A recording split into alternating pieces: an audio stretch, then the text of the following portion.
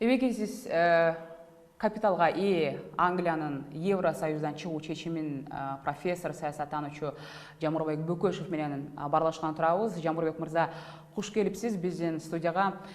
Айтсаңыз, негизи эле сиз ушул кандай төкшүмөлдөп жатасыз? Британиянын евро биримдиктен чыгып кетишин жактаган өнөктү канчалык ийгиликтүү болду деп эсептейсиз? Себеби дегенде өзүңүз деле уксаңыз керек, жумушсуздук көбөйөт, өсүш басаңдайт, фунттун куну түшөт деген бир катар финанс институттарынын эскертүүлөрү болуп жатат да. Албетте, британиялыктар мындайча айтканда теңме-тең болуп добуш беришти. Анан Европа биримдигинен чыгабыз дегендер көбүрөөк болуп кетти. Мунун өзү демек Европа биримдигинде бир чече турган, ошол Европа биримдигине кирген өлкөлөрдү, алардын эл журтун мындай алардын купулуна толбогон маселелер бар экендигин көргөзөт. Демек, албетте азыр Британиянын бул биримдиктен чыгышы Европа биримдиги үчүн дагы кандайдыр бир проблемаларды түзөт. Жана Британиянын өзү үчүн дагы экономикалык жактан, финанс жагынан бир топ маселелерди түзүшү мүмкүн. Бирок кеп бул эми тарыхый факт болуп калды. Европа биримдигинин өзүндөгү бул бир чоң бир чек. Анан жалпы эле дүйнөлүк саясаттагы кандайдыр бир өзгөчө чекит. Демек, Европа биримдигинин жетекчилиги эми бул биримдиктин иштөө принциптерин, алардын негизги жол-жоболорун кайрадан карап чыгыш керек. Британиянын артынан башка өлкөлөрдө дагы ушундай багыттагы, ушундай маанайдагы эл бар. Аларга мындан нары алардын артынан кетип калбаш үчүн кайсы бир принциптерди кайрадан карап, кайрадан реформа жасаш керек деп ойлойм. Жамурбек мырза, азыр бир катар дүйнөлүк лидерлер Брексит глобалдык экономика үчүн белгисиздикти күчөтүп жатат деп айтып жатышат.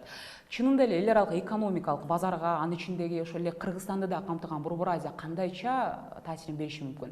Эми азыр биз айтып жүрөбүз, жер жүздөшкөн глобализация болгон дүйнөдө жашап атабыз деп. Демек, сөзсүз Кыргызстандын дагы, Борбор Азиянын дагы кайсы бир жагынан экономикалык, социалдык, саясий маселелерине бул окуя таасир берет. Эми анын арты кандай болот, мындай так айтыш кыйын. Бирок өзү Европа биримдиги дүйнөлүк саясатта мындай чоң күч, чоң оюнчу. Демек, мындан аркы айталы Кыргызстандын Европа Союзу менен кандайдыр бир кызматташуусунда Кыргызстан Британиянын чыгып кеткендигин эске алып, ошого жараша мамиле жасаш керек. Башкача айтканда, эгерде ал маселелер Британияга тиешелүү болсо, аны эки тараптуу сүйлөшүүлөрдүн негизинде, башка бир эл аралык документтердин негизинде чечишке туура келет. Бул экономикага дагы, билим берүү жаатында, маданият жаатында, башка көп маселелерге тиешеси болушу мүмкүн. Бирок түздөн түз кандайдыр бир биздин акыбалды бул олуттуу өзгөртүп жибере албайт.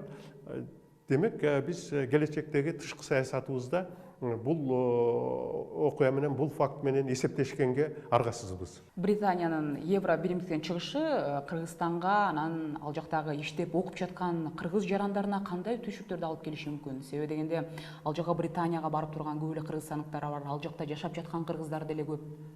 Британиялыктарды нааразы кылган маселелердин бири албетте бул ошол мигранттарга байланыштуу маселелер болду, проблемалар.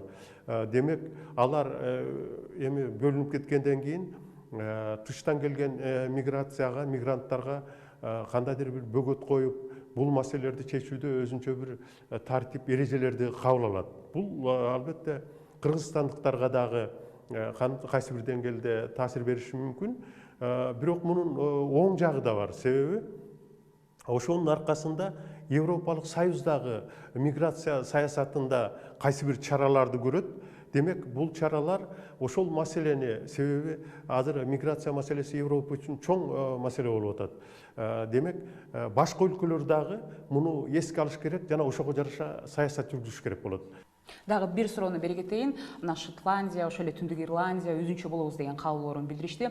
Бирок суверендүү болобуз деген башка мамлекеттер дагы бар эмеспи? Аларды эске алганда ушул улут болуп туруп, анан улуттук мамлекеттүүлүгү жок ондогон ири ошол эле аз санды этностор шыктанып, анан ошол эле журт талашып, эркиндик талашуу өңдүү маселелер күч албайбы ушул окуядан кийин?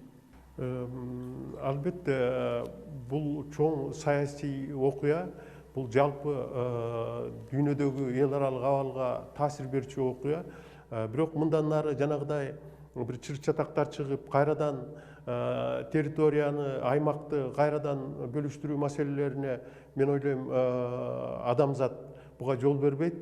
Себеби Европалык Союздун түзүлүшүнүн өзү Экинчи дүйнөлүк согуштан кийин ошол мындан нары согуш болбосун, мындан нары Европа тынчтыкта жашасын деген максат менен ошого жараша механизмдерди түзүп пайда болгон бул союз.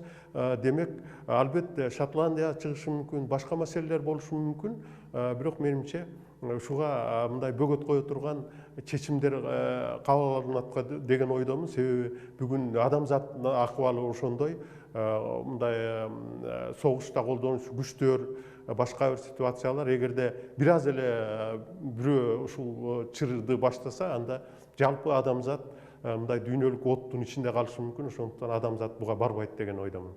Ыраазычылык билдирем, Жамбырбек мырза. Британиянын евро биримдиктен чыгышы бул өз кезегинде Азияга кандай таасирин берерин саясат талдоочу профессор Жамбырбек Бөкөшевдүн